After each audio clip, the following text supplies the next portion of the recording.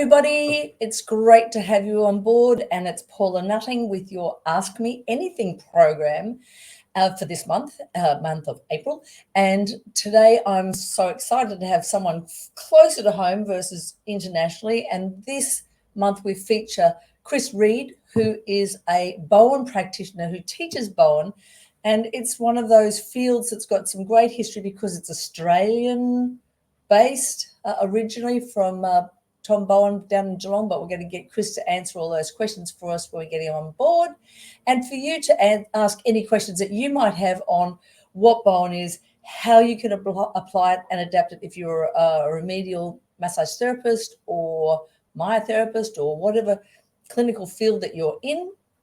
And hopefully Chris will be able to answer all those questions for you. So let's get a chance to chat with Chris and see what he can give us with information on the benefits of Bowen therapy. Howdy, Chris. Good morning. How are you? Excellent. How are you? Very good, and thanks very much for the invitation to come on and have a chat today.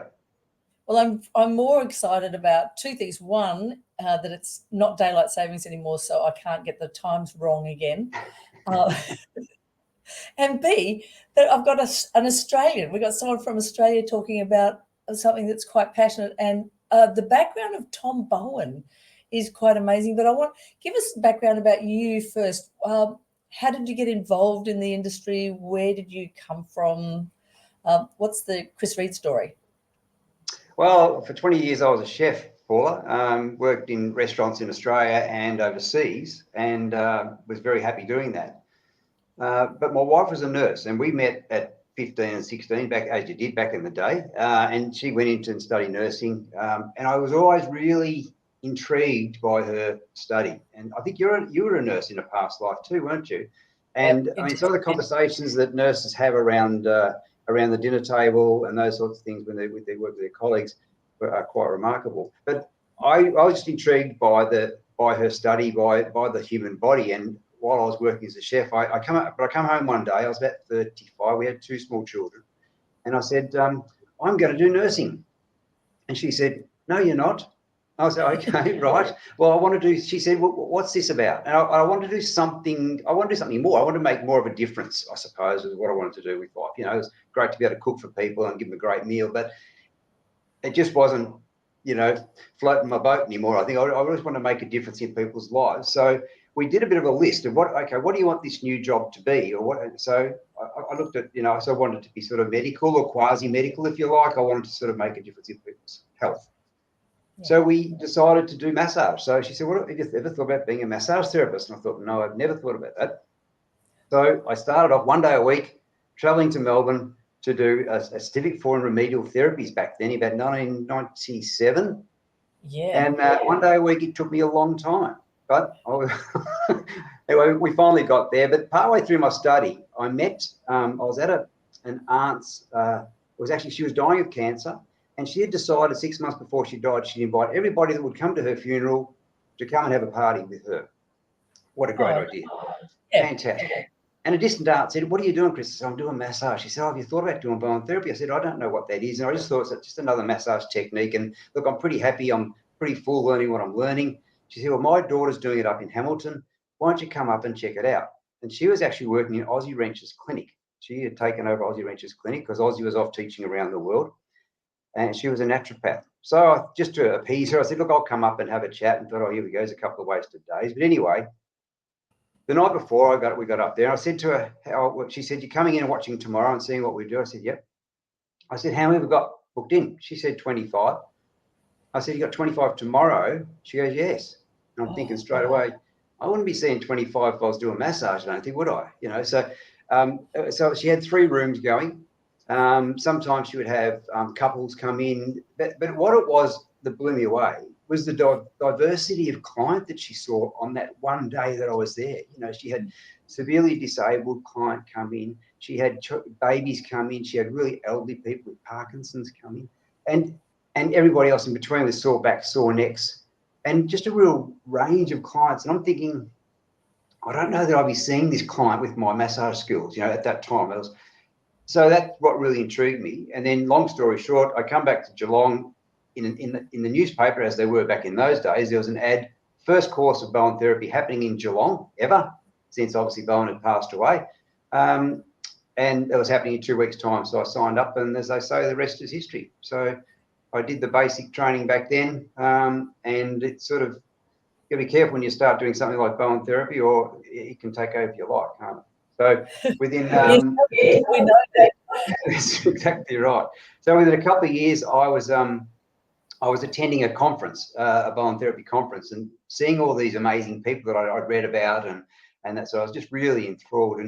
And within a couple of years after that, I was invited to become a teacher and instruct. I think it was about 5 years in, and I was delighted with that. And I'd always taught. I taught apprentices. I taught at TAFE, so I had a teaching background, and the idea of teaching people was fantastic, and it was an amazing opportunity. And then I found myself on the nominated for the committee of the Bowen Association. Sorry, we had some echoing problems at the back there. It was me, because I think it's fixed now. Yeah, no. So I was on the, and sorry if there's any background noise here. I'm actually from my clinic today, so if there's things happening out there, I'll apologise for that. But I finished up on the committee of the Bowen Association Australia, and I said to my wife, look, I'll commit for a year. They just need someone who's from Victoria, apparently. Anyway, 15 years later, I've been president of the Bowen Association for 13 years, which I'm not anymore, but that's okay. I am actually chair now, though, these days, of the association that runs Bowen Training Australia, which is the RTO, or the training organisation that delivers certificate for and diploma of Bowen therapy in Australia. So you must be so excited about the journey and how it's progressed. It's just mind-blowing. So I said, you've got to be careful when you start something like this, don't you? Because it takes over your life. But I suppose it just shows the passion that I have for the therapy, if you like, and also what I see it do in my clinic every day. So, and I support other therapists these days. I've got a Facebook group for the Bowen Therapy Support Network, which is about 1,800 members in that one. With a couple of other colleagues, I run the Business of Bowen, which is a Bowen mentoring coaching subscription group that we do. We basically help people build their Bowen businesses, because at the end of the day, we want as many people to do great Bowen on as many people as possible, and that's the way you change the world, isn't it? Exactly, and that's the whole reason we put these together, is that like the mentorship group that I've got here is that, and the same as what you're doing there. You only get so much when you complete your diploma or your certificate or your advanced diploma or whatever you're doing, and then once you're out in the big world, you're then going, well, what other skills didn't I get a chance to learn, and how can I get that information in one safe, kind of comfortable space where I can get it all? And that's exactly what you've set up with that, your 1,800. That's right. That's just a support network. That's right. Because, like, let's face it, when people decide to do Bowen therapy or massage therapy, or they don't decide to do that so they can become a small business person. But unfortunately, that is the byproduct. You generally finish up working for yourself and you're a small business person. And we know that 3 out of 5 businesses fail in the first year. And then of those that are left, 1 out of that 5 survive for 5 years. So giving people skills early on so they can grow successful businesses and do what they're passionate about, which is working with clients, is a great thing to do. I really enjoy that too. And that's the difference between a deep tissue massage versus Bowen, because a lot of therapists, like it's 80% of massage therapists are sole owner occupiers, and a lot of them burn out within 3 to 5 years because of overuse of the thumb, which is ridiculous. Stop working too hard on your thumbs, everybody. There's much smarter ways to do it. But Bowen is less aggressive, isn't it? It's. Can you explain a little bit of Bowen, the history behind it, and then hopefully people can ask questions about how can I help my auntie with her shoulder, stuff like that. Yeah, certainly. So you're right. It works. It's a much gentler form of body work, if you like. And if we put it in a nutshell, Bowen is essentially giving the body a stimulus and allowing the body to react to that stimulus to bring about a change and hopefully homeostasis. So that's it in a nutshell. So basically, and you might hear a Bowen therapist say it stimulates the body to heal itself, which is a really esoteric sort of statement, but it's actually really true. It's less of a manual therapy and more of a, as I said, allowing the body to help create the change. So by giving it the right stimulus. So, and often the stimulus. Or Say again. That crosses over a tendon or something. What's unpack Bowen for people who have never heard of Bowen before. Okay, so let me show you a typical Bowen move. Can we try this? Judy, this will work on. So if you take your forearm and place your thumb on your forearm, right? And if you move this, if you can move, you can wriggle that backwards and forwards with very, very light pressure. Like imagine that any less pressure, it would slip, but it doesn't slip. It just wriggles a little bit like that. So if you take that, that's called slack, and depends on how hydrated you are. You might have more or less slack. And I mean, thoroughbred racehorses have no slack in their skin. Okay, whereas somebody, you as a massage therapist, you work on people, and sometimes they're like they're in someone else's skin because they've got so much going on there, haven't they? And often it depends on hydration and what the fascia is doing, and that's essentially what we're working on with Bowen. Often, initially, is that fascia. And so to do a Bowen move, you'll take the slack, if you like, just in one direction, say back towards you, very gentle, then press in against the muscle you come up against there, press in and sit. And now with that amount of pressure that you've applied, a little bit of pressure, you just roll back across where you came from. So if I do it there, it's like just coming across like that. And then you take your hand away and don't touch it. Because if you rub that now or do something else, you will then create another stimulus. Sometimes I do that on a client. They say, what's Bowen? I say, can I have your arm? And I just do a move. And I talk to them for a minute. I say, you know where I did that move back there? Can you still feel that? They go, yes, I can.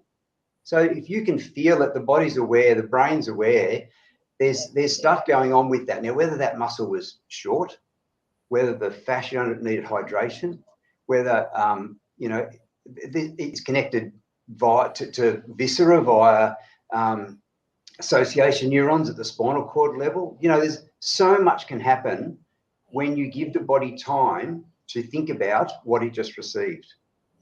Yeah. So and I suppose the other main difference in Bowen is that we have these waiting periods in between what we call sets of moves, if you like. So we might do 4 moves on over particular points, and then we wait.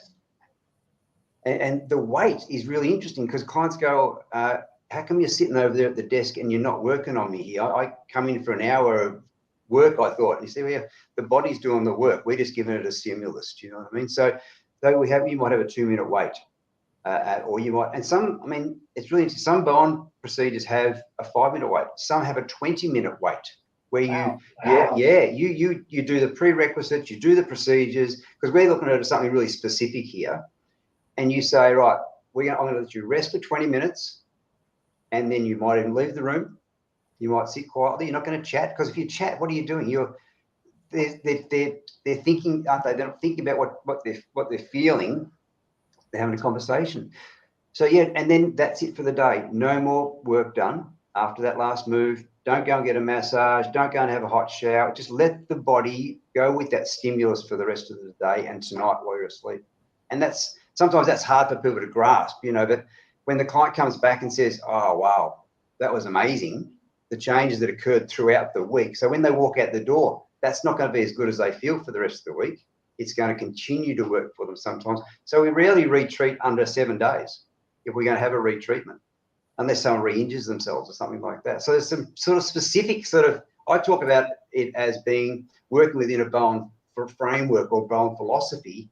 There are some sort of, let's not call them rules, some real guidelines around how we work with Bowen. Yeah, it's just fascinating sometimes. Yeah, and when you think about a massage therapist in their format, the best feeling that person will feel is like either if they came in with a tight neck, they come out with a nice, loose, relaxed joint mobility, maybe a little bit sore for the 24-hour post-treatment, that stiffness or tenderness they have, and then they feel amazing, where you are like progressively going up. What's really interesting what's really interesting, and often I draw this for students, is you get a bit of say today's pain is here, if you like, or there's the stiffness or what we can. you do get that next day. You might get a little bit of what we sometimes call a healing crisis, or that inflammation, or that attention, if you like. So it can be a bit more sensitive the next day, but then it'll slowly sort of ease away in a bit of a pendulum, if you like. But then at day 7, don't be surprised if it's back at about 60% perhaps of what it was, or 40% of what it was, you know what I mean, or 70% of what, just because you get that. And then hopefully with that next treatment, you often don't get that healing crisis. It's really interesting, and you might see with massage too, I think. I mean, I'm a myotherapist, so I think I do needling, and I do remedial massage as well. But, you know, that first treatment, when someone gets a first Bowen treatment, wow, what they feel the next day they can feel really, they ring up, say, I feel like I've been hit by a bus. You hardly touched me, but I feel like I've been hit by a bus, you know. But they won't get that generally on subsequent treatments. It's often that first treatment. So it's really interesting that the body reacts so strongly to that first information. Yeah. That's interesting. Come up from that one. Diane has just made a comment that the hardest thing to learn initially is to take your thumb off. So, yeah. if we're teaching massage therapists, because they like to leave a hand on, especially if they're moving around the body, you stay in contact with your client. With Bowen, we're saying, let's take the hands away, you know. Yeah, you're taught contact and stay contact the whole time to keep it a smooth. And I get that, because there's a sensory, like we're trying to use the parasympathetic nervous system and deregulate the body, and that lovely calmness through there. But the second point that I was interested in, you myotherapist, dry needling, etc. Can you integrate the two in the same treatment time? I never do. And the philosophy of Bowen is that basically, if we say that, look, we're going to do minimal amount of work, and we're going to let you do that and let the body process that, then you wouldn't put needles in and you wouldn't massage afterwards. I mean, Tom Bowen himself, I mean, you heard me mention Ozzie Rench before. Ozzie Rench began Bowtech back in the, that's a long time ago, back in the sort of early 90s, late 80s. And he was one of the 6 that worked with Tom Bowen over that period of time when Bowen was working in Geelong through the 50s, the 60s, the 70s. And Bowen said to him, because Ozzie was a massage therapist, Ozzie said, don't massage when you do my work. So Ozzie's been very, very pedantic. Wherever he's gone, he said, you don't do anything else. Now, it was interesting. One of the other men that worked with him was a chiropractor. And he says, he said to me, Tom Bowen never told me not to mix it, if you like. And I said to him, well, I think chiropractic adjustment or chiropractic work is going to be a bit different to someone doing massage, isn't it? You might do an adjustment, which is a stimulus, I suppose, or a way of manipulation, but you're not going to be massaging someone for half an hour after you've done that. He said, no, we don't. I said, well, maybe that's why Bowen didn't say that to you, that he did say to a massage therapist, don't massage when you do this. Yeah. Because I think if we think about the amount of stimulus the body gets during massage is amazing, isn't it? Like that, the amount of input that the body gets. So I see massage as more of a manual type therapy, or myofascial release, often as more of a manual type therapy, whereas Bowen is really working more with the body. That's how I sort of tend to sort of think about it in my own head. Yeah. Tell me about Tom Bowen, because I know that he was he an electrician or No, he was a leading hand at the cement works here in Geelong, and he worked in the I had a chap come in a few years ago now, but he was in his 80s, because Tom Bowen died in 82, and this bloke worked with Bowen, and he said, I was walking through what they call it, the machine shop, he called it, or something, up at the cement works, and Tom Bowen was on the steam hammer with this big thing banging something out, I don't know. And he said, I used to wear a brace. And he said, I wore this brace. It was very uncomfortable, because back in the sort of, it would have been 60s, probably would have had leather. I don't know, it wouldn't have been as sophisticated these days. It would have been quite uncomfortable. He wore a brace around his whole back and chest. And Bowen said, I could help you. He called out to him, I could help you. And the guy said, we had a conversation. He said, well, I'll talk to my manager, and he talked to his manager. So during Smoko, Bowen met me up in the Smoko room, and he worked on my back. And he said, I went to put my brace back on, and Bowen said to him, you won't need that anymore. And he said, I never wore it again. He said, I saw Bowen every now and then, and that's what he used to do. He used to work during the cement works. So people say, how could a bloke who was a leading hand at the cement works develop a therapy? You know, he just had he had a keen interest. He was a football trainer, and there were guys. I mean, I think, you know, we talk about there are people who just have. I'm trying to think of the chap's last name, Pat. He's up in Donald, up in Victoria here, and a lot of the footballers go to him. And it's okay, he's in about late 80s now, but a lot of there are what they call them bush doctors or whatever. They seem to develop these sort of techniques or have it, but he seemed to develop something quite different. It was a bit of, and when he tried to get registered as an osteopath, Bowen himself, because osteopathy board was formed, and they could grandfather people in. So he went before the board to register as an osteopath because he wanted recognition for himself, but also for that, I suppose, for his clients as well, you know. But they wouldn't let him in because they said, "Where'd you train?" He said, "I'm basically self-taught." And they said, "Well, that's no good to us." And he didn't have the anatomical terminology and that sort of stuff that they really wanted him to be formally trained in, you see. But, I mean, he had people coming from Ballarat, from Bendigo, we're talking about hour and a half drive. When we were cleaning out my mother-in-law's house in a 2-hour driveway in Terang, I found Tom Bowen's card, and that was gold. I've never seen one of these before. So I've got his business card framed out the front there. But so she was from 2.5 hours away. So people would travel. And interestingly enough, the way he set up his clinic, you only you either went in the morning or the afternoon.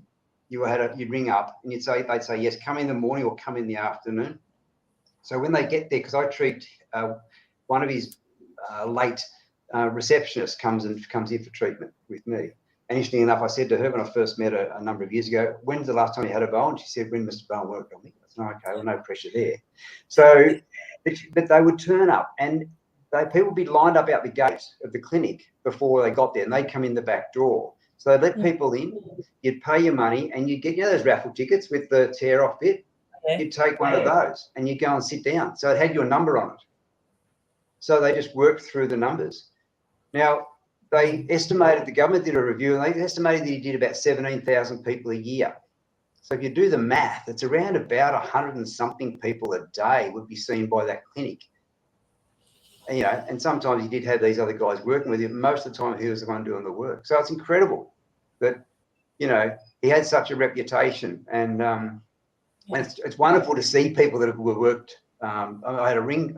Well, there you go. Fella rang me yesterday. He said, "Oh, I've got this terrible phlegm on my chest." And he said, "Can you see me?" And I said, "Have you been to your doctor?" I'm thinking, yeah. And he said, "Oh, mate, yeah, I've been to the doctor. I've had it for ages." He said, "I went to Tommy Bowen. He worked on me once and I was great." This is like probably 60 years ago, right? Anyway, so he's coming to see me today. So I don't know if I can perform a miracle like Bowen did back then, but anyway, he's coming to see me for phlegm on his chest. Anyway, but that was how he worked. So it's remarkable, isn't it? It's a terrific story, you know. And for those people who are not Australian, and here, smoko means taking a break. Like it's like a morning tea or afternoon tea break. But we've always called it smoko around here because it's when people go off and have a cigarette. So that's because there'll be people up there going, what? It's a smoko, you know. But that's exactly what a smoko is. All right. So are there, if someone's going to do the certificate 4, they learn and the diploma, they learn their anatomy and physiology, I'm guessing, because that's foundational. Nationally recognised course. You've got anatomy, physiology. You've got your communication units on health and safety and those types of ancillary things. But the Bowen side of itself is taught through hands-on workshops, if you like. So you'll do a 2-day workshop once every 6 weeks, and there's 7 of those, if you like, for the certificate 4. And you're doing case studies, and you're doing you've got to do 100 hours of logged practice, and each of those is a treatment that you'll log, and then your trainer will check that. So it's quite rigorous, really. But I mean, the good thing about if you're a recently trained or up-to-date massage therapist, you'll certainly be able to RPL, or if you're recently trained and the health training package hasn't changed too much, you'll get a credit transfer. So which can for those other units. Yeah. Okay. So as a massage or as a Bowen therapist, and I want to, I've been treating for a while, and I'm working in that space. Is there, if I've got someone who comes in with lower back pain or neck pain, is there homework that they can do? Is there self-treatment with Bowen techniques? Not so much treatment, but really the homework is going to be therapeutic exercise. So it's exactly the same as whether you're a remedial massage therapist or a myotherapist, clinical myo. I think sending someone home and getting them to do some remedial, rehabilitation, whether that be walking or whether that be moving more often and not sitting for too long in their chair, or whether that's actually doing some glute bridges or, if you've got lateral hip pain, you're doing some abductor work, so sending them home with that homework is still really, really important. Yeah. So that's the main. What do we do if we want, I'm trying to see if there's something that people can go, oh, that's something I can do for me. So, we've got therapists who might have, we've all got overworked arms. Are there things that we can do to ourselves? Look, anywhere you can reach, you can do Bowen on yourself effectively. I haven't explained, Bowen is made up, often they're made up initially when you're training, because you've got to have some sort of a roadmap to work with, don't you? So there's procedures or protocols that are developed, basically saying, okay, do this move here, that one there, in this direction, and then do these two ones here, and then let's wait a couple of minutes. And then we come back in, we do a few more in these different spots. So that basic move we talked about before, about finding the position and then taking the slack in the opposite direction, applying a challenge in against the fascia, in against the tissue, and then rolling across it with that pressure, is your basic move. And you can do those all over the place around that. And I think what we're essentially working with is this amazing tissue that is really starting to become discovered really, and doing a lot more work on now, is fascia. And that's really, I think, that at the end of the day, when we really do in 100 years' time, really understand why we get such amazing results with Bowen therapy, and it might take 100 years for us to really, really know this, I don't know, but it's going to come back. It's come back to fascia and the way that it works with that. And some of the stuff I love reading is, Robert Schleich's work, and some of that sort of stuff that's coming out of Germany these days, and the Steckos from Italy, and reading some of their research articles around fascia is just, and my brain goes, so is that what, is that what it's all about? So, and even some of the other, they're saying now that fascia is the most innovative tissue in the body. So there is so much going on in the body when you're stimulating the fascia. So even most Bowen, treatments will start with two moves in the lower back. So if anyone watching wants to try this on themselves, they can probably reach around and have a go. And what you do is you find the top of the ilium. So you find certainly your highest part of the ilium. You come across to the spinous processes. You draw a line across your spinous processes. What you're going to do on a client as well. And then you're going to come up about a finger width. So it's going to put you about L4. Mm-hmm. Okay. Now feel the erector spine on either side. You can feel one side or the other. And then you're going to come to the belly of that erector, because it's going to feel like a little bit of a dome there. Mm-hmm. Okay. But really, if you think about it in your mind, what you're working on there is this lumbar fascia, isn't it? And that's the top layer, effectively, isn't it? So, and now what you're going to do is you're going to take your slack to the outside, laterally, press in, and make a medial move back towards, but don't slip. There's no sliding in Bowen. We never slip over the skin. So by not slipping over the skin, you are really stimulating that superficial fascia, this highly, highly innervated fascia. And then you do those two moves and take your hands away. Okay. Now it's interesting. There's a couple of our trainers work within almost like a traditional Chinese medicine framework, in that they'll do those first two moves. They do teach this in a workshop, a postgrad workshop. You do those first two moves on a client and you wait. And they might wait a number of minutes. And what they say to the client is, when you feel that go somewhere, let us know where it goes. And it seems someone will say, I don't know if this is real, but I can start to feel something in my shoulder, or I can feel something in my calf, or in my knee, or my hip. And then they basically use the meridian associated with that area and the muscles affected by that meridian, and then they do their Bowen there. Do you know what I mean? So it's a different sort of a way of actually approaching it rather than a purely musculoskeletal orthopedic test sort of way about going things. But that's really interesting that area there is so highly innovated with tissue, with nerves and those sensory organs. You know, so that's really what we're working with, Bowen, is those sensory organs.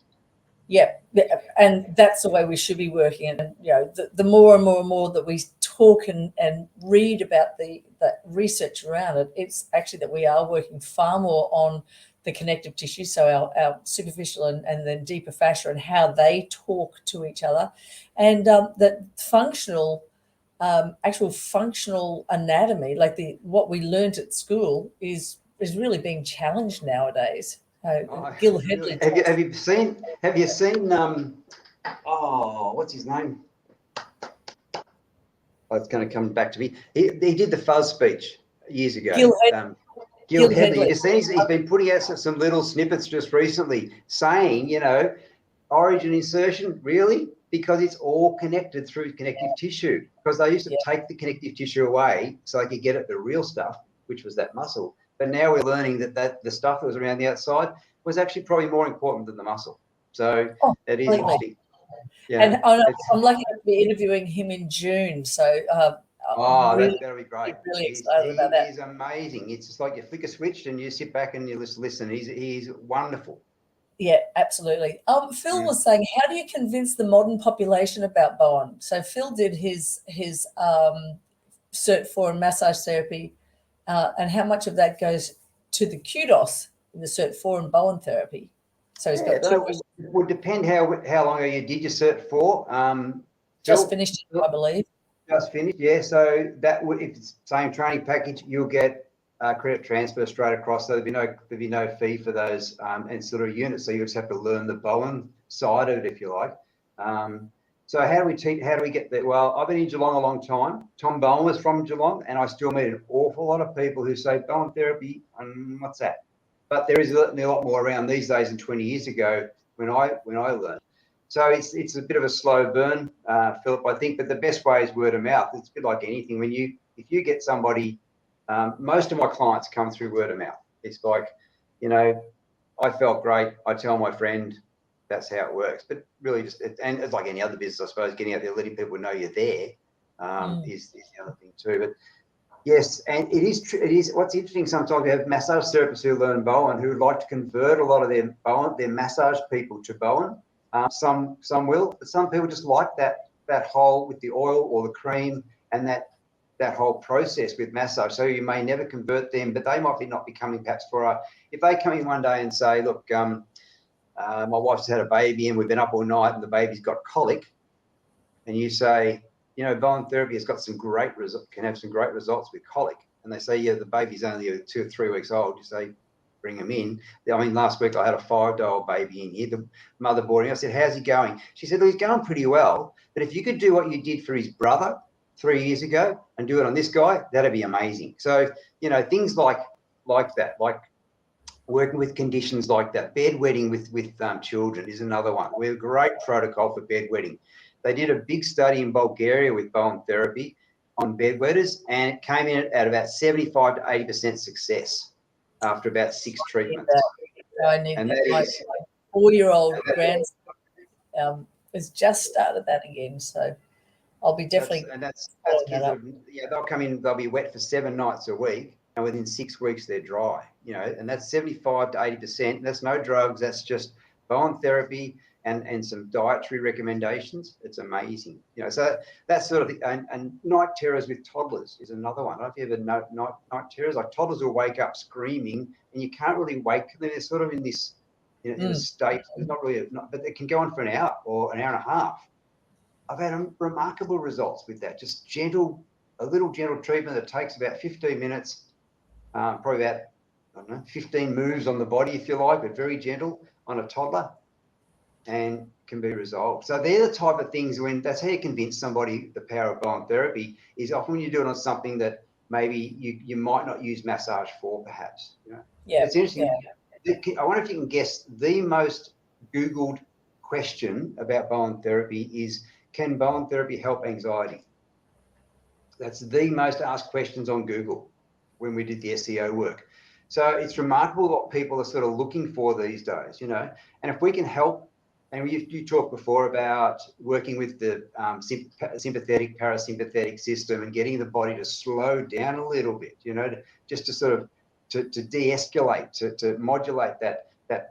And these days we're all, I think most of us with COVID and all the lockdowns and all that sort of stuff, and kids not at school, there's so much anxiety around. So certainly if you've got a gentle modality that can really change a child or a person's anxiety state and actually then perhaps help them, you know, through that crisis, it's remarkable. So, and when you think about it, the amount of kids that are hearing nowadays, just listening to parents speaking, and it's like, this is what's happening. COVID's done this. The coronavirus. There's 10,000 people coming every day in Queensland, or Queensland now.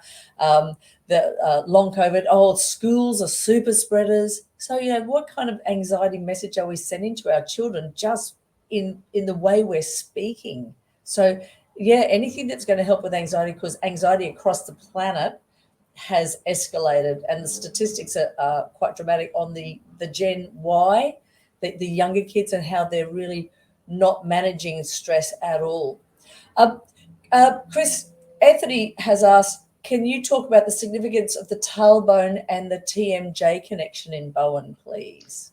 Yeah, so the coccyx and the TMJ, there is a real connection there, and it comes back to some of the Lovett brothers' work, doesn't it? With that, the tail and then craniosacral also, I suppose, is based in the same sort of work, isn't it? Sort of. It's interesting. We do have we do a procedure, if you like, over the coccyx, over the coccyx, and we often do it for things around that region. So for people with even endometrial pain or issues with menstrual cycle or fertility and those types of things, we can sometimes will work. It's indicated for those types of things. And interesting enough, even migraine, it may be the coccyx that needs to be worked on to try and assist someone in migraine. And then you've got at the other end of the spectrum, you've got, if you like, or the other end of the spine, you've got the TMJ and the connection to the directly into the spine with the TMJ connection through the jaw and the muscles of the maxilla of the face and the area through there. So there really is this connection. It's interesting. I said to I rang when I was very early on. I was just starting out, and I had a client come in who had terrible vertigo, and I rang Ozzie back in the day when you could actually ring Ozzie on the phone. And I said, Ozzie, I've got a lady here. Can I do TMJ and coccyx in the same visit? Because there's some things we say, you know, that they're big procedures, you know. And he said, all he said to me was, it's not for the faint-hearted. And I thought, oh, thanks, and hung up. So I thought, well, thanks. That wasn't a yes or a no. It wasn't for the faint-hearted. What he meant was she wouldn't want to be faint-hearted to receive two powerful procedures like that in the one go. But it may have been exactly what she wanted at the time or needed at the time. You know, there can be a real significance, a real connection between the two. But I rarely do those two procedures in the same session. But sometimes, you know, you just got to try something a little bit different or a little bit out of the box if you're not getting the result that you thought you might get, you know, with a procedure. But there really is that connection between TMJ and coccyx. It's interesting. We talk about how the vagal, the ocular nerve, actually, or the ocular, the ocular nerve locks into the vagal nerve. So a lot of that, what you see, if it's dramatic enough, is going to affect your sympathetic nervous system. So we can conversely change. Do you do any work with like how much work do you do up in the head and neck, like specific neural assistance? Yeah, we certainly do work through a lot through TMJ itself. There's a number of procedures around that upper respiratory area through here, and certainly obviously at the back for I mean, because we know from trigger point theory and that a lot of perhaps neuralgia or headaches or temporal headaches can come from SEM either side. So certainly working gently through SEM. Once again, we don't slide on the SEM. We're just stimulating the fascia underneath with gentle little moves. That might be really So basically just coming down. Think about almost like a straw. You come in behind your SCM and just draw down. Let go a bit further, press in and draw down. So certainly working, and you'll know lymphatically, incredible number of, just down. Move up a little bit and down. So it's like working out of a straw. But a lot of lymphatics behind here as well, sort of things, that lymphatic system into the neck. We do a lot through there. We certainly do work and it's interesting, when you learn Bowen, we're going to say that if someone has, like, say, floaters in the eye, which is interesting, or an eyesight issue, and think, well, how can you treat someone with eyesight with a man? Well, eyesight's often muscle contraction, isn't it? Mm. So if we can affect a muscle in the leg, why can't we affect a muscle that determines how the eye is being held? So, there's those types of things. So we don't say Bowen can fix your short-sightedness, but perhaps Bowen is indicated for short-sightedness. It's a slight difference with that. But that's certainly how we sort of might approach that. But we certainly do some work through the back, near the vision centres on the occiput here. But remember, we're giving the body a stimulus, and that's the difference.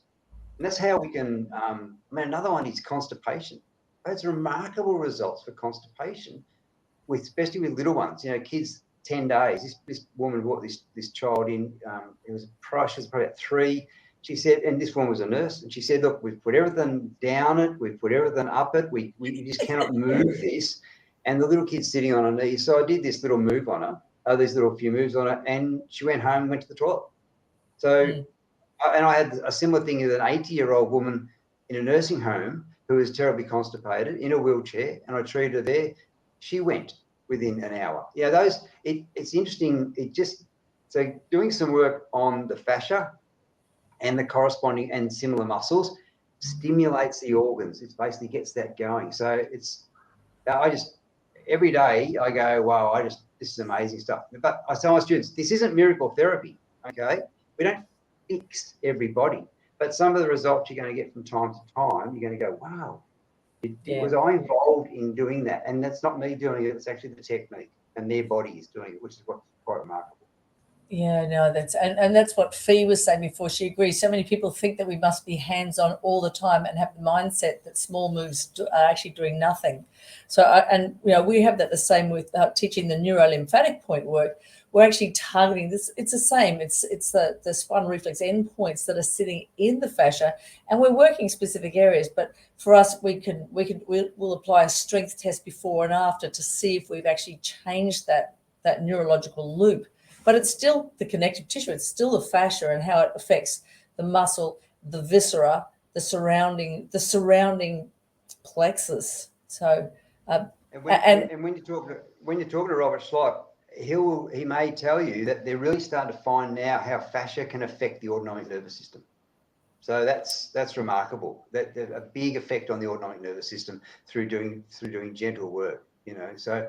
And we talk about adhesions and tightness and those sorts of things. There's a really interesting study done a few years ago where they induced some adhesions in the stomach wall, the stomach of a rat. So they got the stomach wall effectively stuck to the stomach, if you like. So, but doing very gentle manipulation or massage, Bowen, whatever you want to call it, was able to reduce those adhesions. So it wasn't through pulling it apart.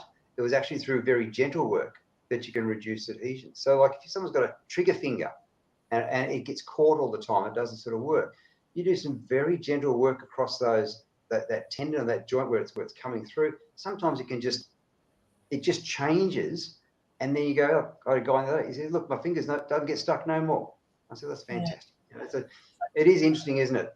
The old term for unwinding, and that's a craniosacral or myofascial work. It's being mindful and present and sitting down and waiting for the body to respond.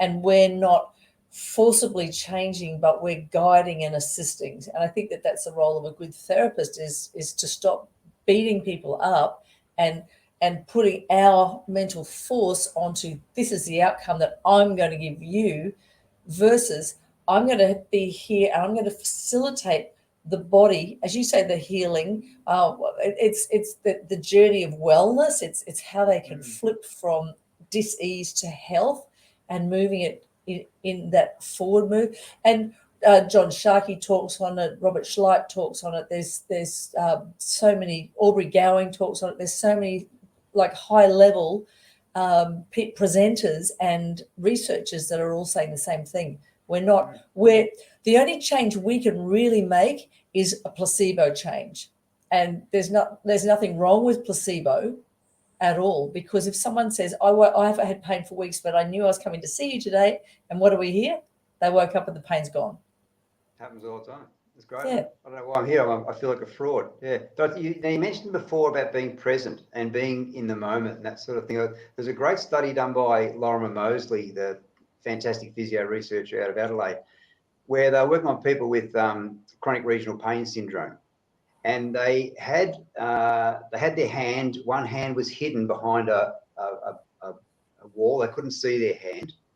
And they were touched on various places on the back of the hand by either a sharp or a blunter object. And they had to write, so that the study group had to then draw on a hand that was drawn in front of them where they were touched and whether it was sharp or a blunter. So they really had to concentrate on what was happening to that hand that they couldn't see. The control group got exactly the same treatment on their hand, on their affected hand the chronic regional pain syndrome. But they weren't told to mark or to pay attention to the therapy. They just could read a book or listen to music or something like that. The results in that experiment were amazing. Those people that paid attention to what was being done to them got terrific results. The control group that didn't pay attention got no change to their pain whatsoever. So it just sometimes, and when I heard that, I've gone, oh, wow, is that why we leave the room? Is that why we don't continually talk to our client? Is that why we don't overlay that stimulus straight away? We let them feel. Look, I don't say to my clients, feel what I'm doing, I don't say to them, hey, I'm going to come back and ask you what you felt, but just leave the body with that space. And I thought, wow, is that one of the mechanisms that Bowen works by? Allowing the body to be aware, and like you said, so we're facilitators. Yeah, it's great. I heard a story one time that somebody was saying, and there was Ozzie Rench. Who are the other disciples? Oh, now you're going to ask me all their names, aren't you? Yeah. Only the ones you can remember. Romney Smeaton is in Geelong. He's the chiropractor that I was talking about before. Yeah. Kevin Ryan was an osteopath. Nigel Love was, I think, another osteo. Keith Davis was another chap further around who he was, I think he might have been osteo as well. It's interesting, the ones that, there were osteos and chiros and one massage therapist. And the one person, and I sort of wondered this in my own head, I wonder, is that why Ozzie was able to take what he saw and just use it and absorb it and say, this is what I saw, whereas all the others had to fit what they saw into their paradigm, because they were already trained as an osteopath or trained as a chiropractor, so they had to fit that around their knowledge already. Whereas Ozzie basically, I mean, back in the 80s, I don't know how good massage training was back in the 80s. It wasn't fantastic. It wasn't even brilliant in the 90s when I did it, or 70s when Ozzie did it. So he probably almost came as a bit of an empty cup and was able to sort of basically just absorb what he saw and then replicate it. And that's why it sort of stayed. And really cute. And people got very often a bit upset because Ollie was so pedantic. You've got to do it this way. You don't do anything else with it. But really, I think Bowen would have been lost to perhaps the massage, not lost to massaging, but would have been absorbed into some other sort of therapies, I think, had he not been as pedantic as he taught it around the world. That makes sense. If you were flicking and then still massaging, it would have been diluted to the point that it wasn't useful. An old friend of mine, Steve Jones, knew Romney because he was down in Geelong, or he used to teach around that area. He was a physio, and he was learning the Bowen techniques from Romney, which he said that Romney would say, some of them would be, and you touched on it before, like someone would say you can't work deeply, and said, oh no, he would always work really hard on this person. Like the different practitioners, different disciples were applying it completely different. And each one of them said that Tom had said, this is the way you must apply it. So he was definitely targeting, if you're an osteopath, I'm going to be telling you how to apply it in your modality. If you're a chiropractor, I'm going to tell you how to do it in your modality. And when Ozzie tells it, when he said what he said, he had no notes. So Bowen had no notes. So he said, watch me work, right? So watch me work. So people, they just had to watch him, and he wasn't great.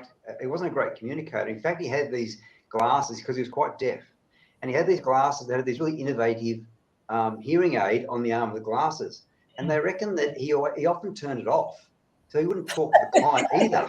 Do you know what I mean? So people thought it was quite rude, but I suppose if you're treating that many people, you probably no time for conversations.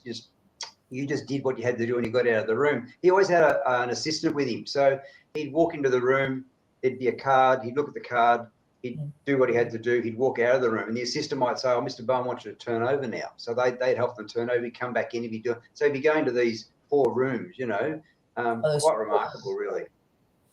Incredible. Unbelievable. Yeah. Steve said that he was talking to Romney, and Romney was with Tom at the time, and he walked into his clinic, walked past this woman and said to her, "Oh, congratulations." And the woman looked quizzled at him, and Tom said, "Oh, you're pregnant. Didn't you know?" And she later on found out that she was actually 6 weeks pregnant. So his perception. Just a quick one.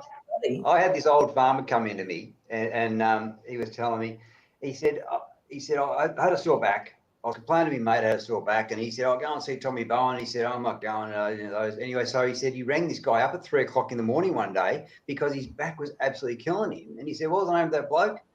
Anyway, so he went in. He said, I walked in there. And he said it was wall-to-wall misery, is what he said. And he said there was people sitting around, wall-to-wall misery. And he wasn't all that happy about necessarily having to go there, I think. Anyway, he said, so I paid me money. And he said, this bloke walked up to me and said, I can see you got a sore back. And he said, it was Tom Bowen. He said, but he said, I've been sitting in this chair for half an hour or 3/4 an hour. He said, how can you, he said, he knew I had a sore back by the way I was sitting. So he said, he took me into the room. He did some work on me. He left, he come back. He did some more work on me. He did that a couple of times. He said, and then he said, right, that's it, you can go home. And the guy, he said, I walked out there, I was fuming. He said, I thought, what a take. What an absolute charlatan. Anyway, he said, by the time I got home, I got out of the truck.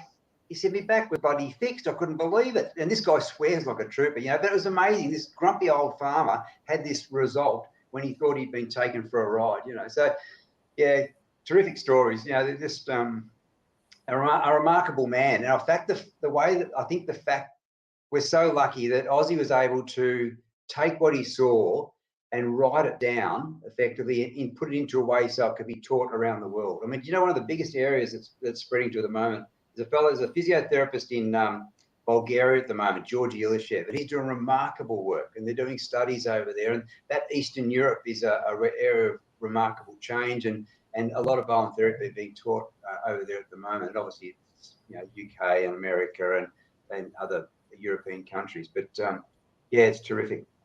Yeah, they do more research. They tend to do a lot of research out of those areas, and Japan. Phil's asking, what do you think about music in the background in the clinic? I don't know if you can hear mine. Can you hear it? I have music in the reception area, basically so that I'm having a conversation with somebody. It's not like being super overheard sort of thing out in the reception, perhaps. That's generally how I sort of roll with it. I don't play anything that's there's a Spotify thing called Calming Instrumental Covers, and that just runs here 24/7, and it's nice and long. The girls don't get too sick of it sitting out the front. I don't think they do. But so it's really just the instrumental stuff that is not necessarily, they're not going to be whistling to, or obviously you don't want someone sitting on their phone while they're having treatment, because they're really not being present, are they? No. If they're on their phone. So yes, that's basically, I don't have anything they're going to sort of rock along to necessarily, but you can still have some stuff. I mean, that spa sort of stuff, or the raindrops, sometimes it drives people mad, that sort of stuff. I said after 15 years in the industry, you don't have to listen to whale humping music anymore.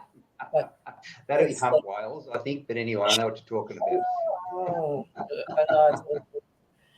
So, any last gold words? Like, what I really want people to understand that the value of Bowen and how useful it is. So, do you have an elevator pitch? No, I don't.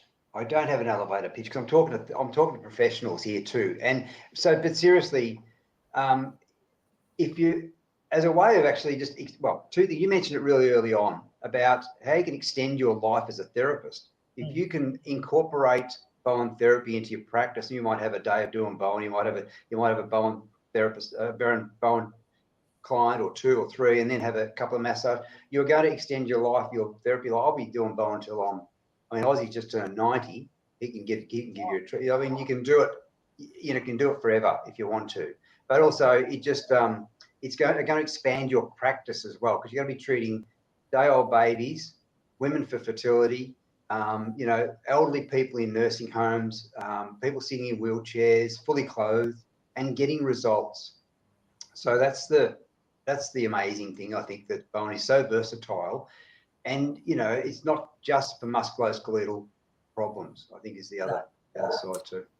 That's what you're saying, and that's a big nugget I'm picking up from this, is that when you are treating, you're actually treating visceral as well as, and there's the barrel technique, which is actually massaging the viscera, like the organs, but this is nowhere near that, and you're still making big changes on. I'm very, very excited about the bedwetting and also the constipation, because I've got a couple of patients of mine who've got pediatric, like kids who are having those problems, and it's really, as a musculoskeletal therapist, there's nowhere we can, that's out of our scope. But if I can sit there and say, I'm going to align you to someone from Bowen who does Bowen therapy, then that's a great adjunct to help my clients with my patients with their family, their loved ones. So that's actually quite amazing. So is there if someone that's listening to this has got someone who needs assistance from a Bowen practitioner, how do they go about finding someone in their area? Probably the best way is to go onto there's a couple of the major associations in Australia, 2 Bowen associations, if you like, is Bowen Association Australia, so the BAA, and they have a practitioner list, and also the Bowen Therapists Federation of Australia, they also have a practitioner list as well. So Bowen Therapy Federation of Australia, BTFA, Bowen Therapy Federation of Australia, and then the BAA is the Bowen Association Australia. So basically anyone who's Bowtech trained, if you like, or come through the Aussie's original sort of teaching work, then that's going to be on the BAA, if you like. But BTFA, they're fantastic. So that's the best way, and certainly for training. If you want a qualification that's nationally recognised, as it's going across the bottom of the screen there, you'll see the Cert 4 and Diploma with Bowen Training Australia. So a lot of people, even naturopaths or people who do homeopaths, sometimes looking for a gentle hands-on therapy to add to their toolkit. So sometimes they don't necessarily want to go through and do a diploma of remedial massage, or advanced diploma of myo. Maybe the Bowen therapy might be a way of actually working within that. Yeah, excellent. And it's been so interesting. I've learned so much. I was going to try to do my Bowen a handful of years ago, and then kind of went down the different path of the neurolymphatic stuff. But it's great to know that we can still. I could start studying at 90 and keep working. You certainly could start studying at 90, and you're never too late to go. I'm still at uni. Can you believe I'm doing 3rd year of the Myo clinical Myo at the moment at uni? And I'm the oldest bloke in the room, and I'm sitting there with my pen and paper, and they're all banging away on their computers a million miles an hour. But you're never too old to learn. I think lifelong learning is exactly what we need as therapists, because keeping up with the stuff that, as I said, we talked about Robert Schleip a few times, and that some of that research that's coming out of that fascia is just absolutely amazing. So lifelong learning is what keeps me young, I think. I'm going to be brave enough to send Robert an email and say, hi, are you interested in doing one of these Ask Me Anything? So I'm going to put my big girl panties on and do that, because I think that his value add to this information. And thanks, Loretta. It's a great conversation. Thanks, Chris and Paula. Thank you so much. It's been awesome to have you guys here with us, Loretta. And Phil's 60 and just started. In fact, Phil did my course down in Melbourne, like a weekend, like a one-dayer. So it's been great. You're never too young and never too old to start something different. It's great for your motor path. Make a difference in people's lives. That's exactly what it's all about. Neuroplasticity. Well, I'm going to let you go. You said you got a patient in half an hour, so get a chance to have some light lunch. And thank you, everybody, for coming in today. If you've got any questions or queries and you want to put them into the chat box a little bit later, yeah, you're right, Diane, age is only a number. I keep saying that I said I was 43 for a long time until my son said, Mum, you had to be 8 when you had me. So now I've revised my my lying age. But if you've got questions, put them in the chat box down there, and Chris hopefully will get a chance to, if he sees any of them that might be able to give you assistance. Don't forget, if you're looking for a massage therapist or Bowen therapist, it's the BAA or the BF. The BTFA. BTFA, Bowen Therapist Federation of Australia. That's it. Thanks again, everybody. Thank you, Chris. It's been absolutely amazing. And we'll see you again next month, hopefully for Diane Matowski. If I can't track her down, I'm going to see if I can grab Robert. So thanks again, everybody. It's been amazing. Cheers. Good on you. Thanks, Paula. Bye. Bye.